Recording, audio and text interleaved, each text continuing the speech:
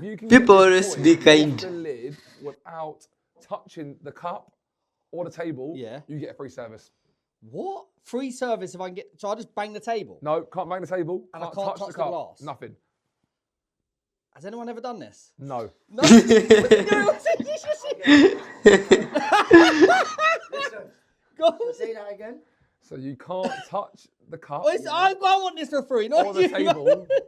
If you do it, you get a free Aye, service. humans can do anything. Right? We've had, I think it's 66 people try so far. You can't touch the table. Can't touch the table. Impossible. Huh? It's impossible. I think I have it. I think I might have it. Do you have? No, hang on. You go next. I'll let you go first. Go on. All right. Don't touch the cup and don't. Hey, how would you do it, my friend? You can't bang the jump. ball. That was good though. You didn't say that. No. You can't do that. No. Oh, Free service. No free service. So no banging. No banging. There must. Oh, I have it. Go on. Can I have a go? Yeah, go on. Here we go. Do you have a microfiber cloth? There will be somewhere. Oh, here we go. You got one? I do. Yeah, Is that perfect. And you have a plastic. Do you have something? Plastic bottle? Not a plastic bottle, like a Hey, plastic, I'm curious to see What's that there? how this good vibes guy will do it. Right. So take this. Film me. Yeah. Film me. So, watch this. I'm not going to touch the table. Yeah.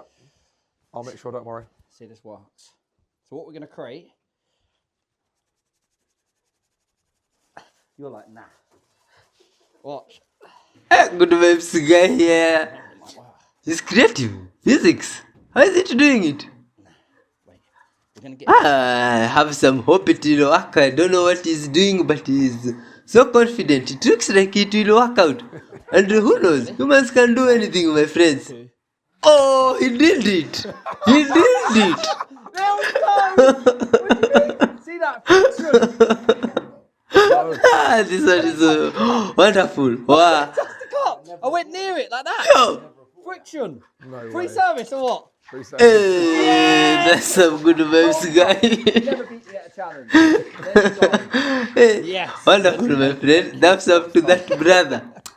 It's incredible, my friend, what humans can do. Creativity. Imagine the uniqueness So I of got each this soul little out there. chainsaw to power this alternator and this inverter. Look at this engineer. With this friend there, of I course, good found vibes. a socket that fit on there pretty good. Uh-huh. And then I went and found another one of my sockets that fit on that alternator. I got a little bit of steel that's square. It's 1/2-inch square stock. And it kind of connects these two together and makes a drive shaft. There we go. Okay, so. Okay. Yeah, good vibes, guy. He's up to something good. Producing electricity using the power source. Oh, this is incredible.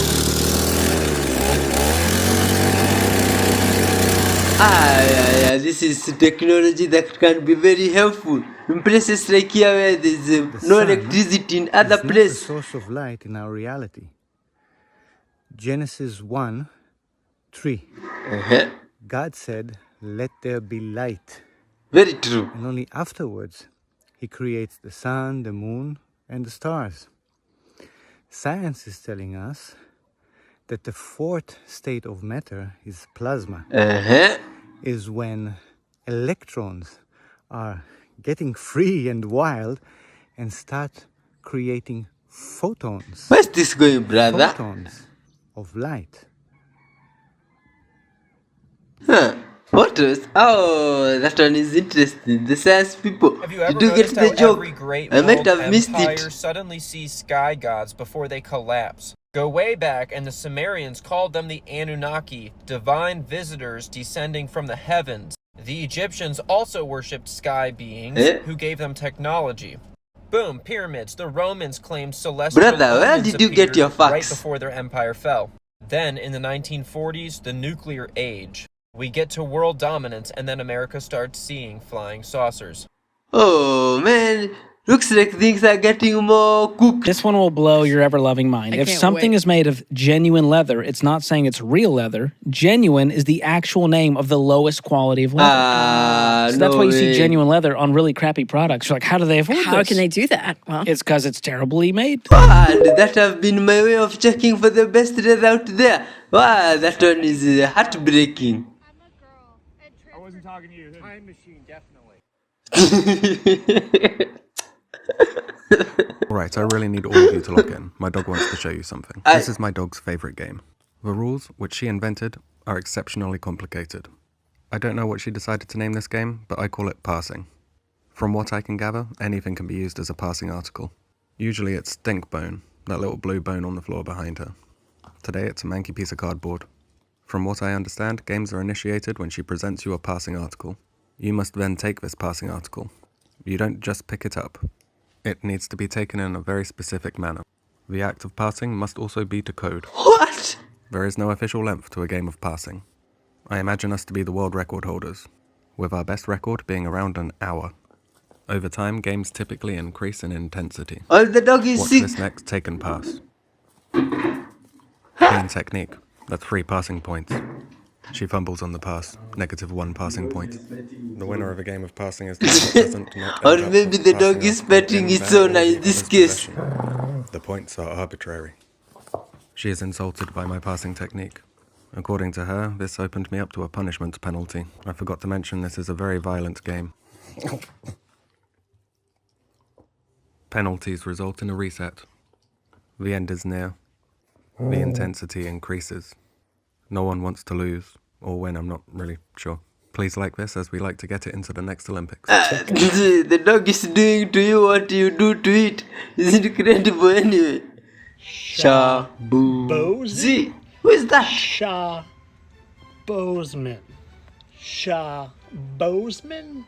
Shah Bozy. This is they don't look alike. Looks like a perfect match. Beard, stash. I don't think so. But Do you the think hairline, so? but that's easy to change. Just a little laser removal. And the eyebrows are a perfect match. And maybe the nostrils aren't. But up here is. This ones look quite different, brother. Interesting. Oh, and if you don't know who Shabuzi is, he's a very hot and new on the scene country artist that came very shortly after the guy with the exact same smile and bite and underbite. Aye, did he just get fat?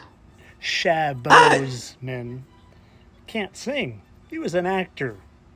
He can't sing. Believe you, baby. You can say I told you so.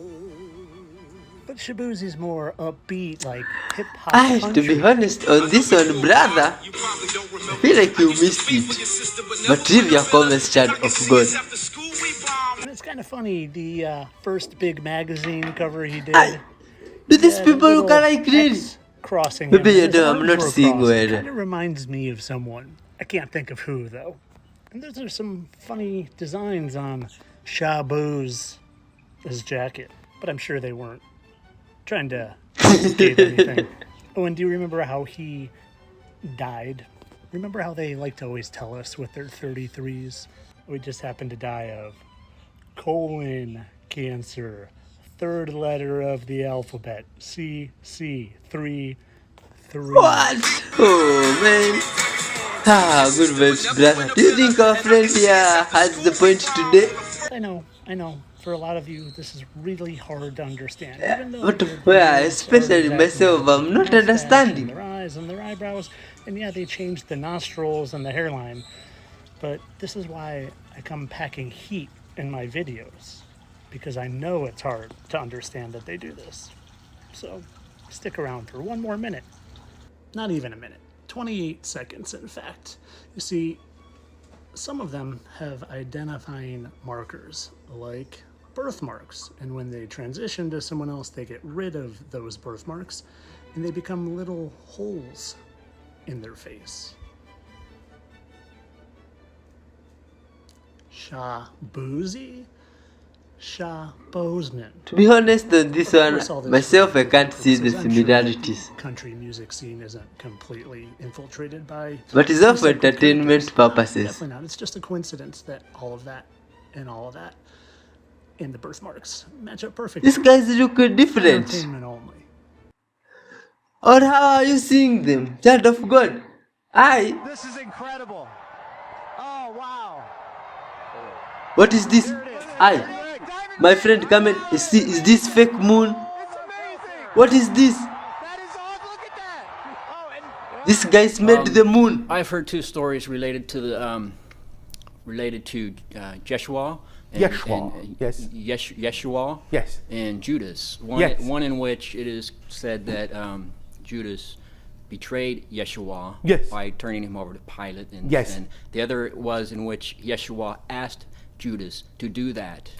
He didn't ask him to do it. He told him he would do it. Judas told Yeshua he would do it? No. Yeshua told Judas he would do it. And explained to him he would be treated as a betrayer in doing so. Yes. And Judas accepted to do that for reasons with of his great pain and anguish, but understood why, and so yes, accepted the role. And he was perhaps one of the closest friends to Yeshua. Yes, and that's why he was chosen. Because Yeshua knew he would do it because it needed to be done to illustrate a point.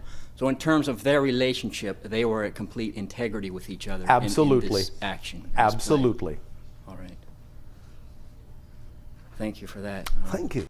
Wow, I still always can't understand this good vibes. Why do Air Force pilots take so long to put the nose gear down on landing? Well, when you're flying your fighter jet, you'll remember that the brakes are supposed to be lightweight, made for stopping the airplane. These are not made for braking, right? Because the point of the airplane is to go fast. And so the most efficient way to slow down a fighter jet is using the wind that's hitting your airplane, which is aerobraking. So on touchdown, what you'll see is the jet will keep its nose about 11 degrees nose high as it rolls down the runway to get that most amount of wind hitting the underneath side of your wing to slow your airplane down. And if you're really trying to max it out, you could go up to about 15, but any more than that and you're going to strike your speed brakes on the runway. Now you slow it down to about 100 knots plus or minus depending on your weight and configuration that day. Then you're going to smoothly fly the nose to the runway because you don't want to just slam it down. And then you're going to smoothly apply your brakes in one firm motion to bring your airplane down to a taxi speed. Thanks for your question. If you have more like that it, one ask me in the sounds comments interesting, my friends. This thing about planes, they are